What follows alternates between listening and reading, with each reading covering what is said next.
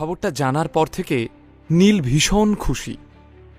কিভাবে এই আনন্দ প্রকাশ করবে সেটা বুঝে উঠতে পারছে না। এই বাড়িতে এই সুখবর শেয়ার করার মতো নীলের আপন কেউ নেই। চিত্রা বুঝতে পারছিলেন জামাইয়ের আচরণে এমন কিছু পরিবর্তন এসেছে যার কোনো ব্যাখ্যা হয় না। সকাল থেকে সন্ধে হয়ে গেলেও জামাইয়ের ঘর থেকে বের হওয়ার নাম নেই।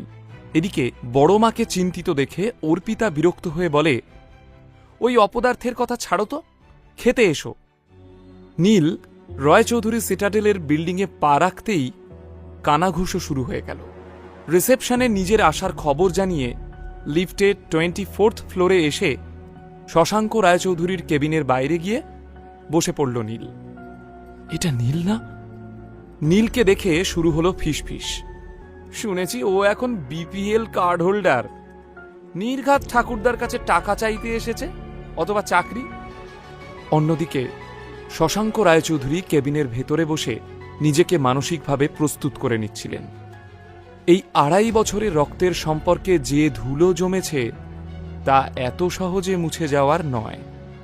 তবুও শশাঙ্কবাবুকে এই কঠিন কাজটা যে কোনো মূল্যে করতে হবে।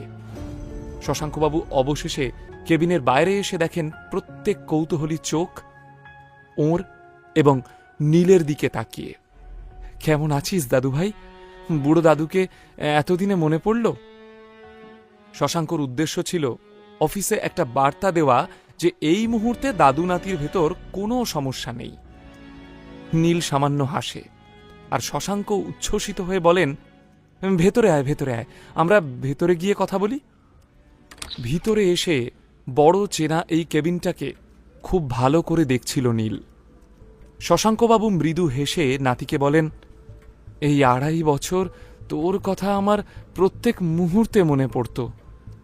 রোজ তোর সাথে দেখা করব ভেবেও পিছিয়ে আসতাম। আসলে সাহসে কুলাতো না রে দাদু ভাই।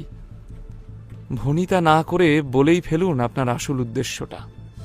এইভাবে কথা বলবি তুই তোর দাদুর সাথে? এই শিক্ষা দিয়েছে আমাদের পরিবার? আপনি এই পরিবার ড্রামাটা চালিয়ে যান। আমি উঠলাম। যাস না প্লিজ দাদু ভাই।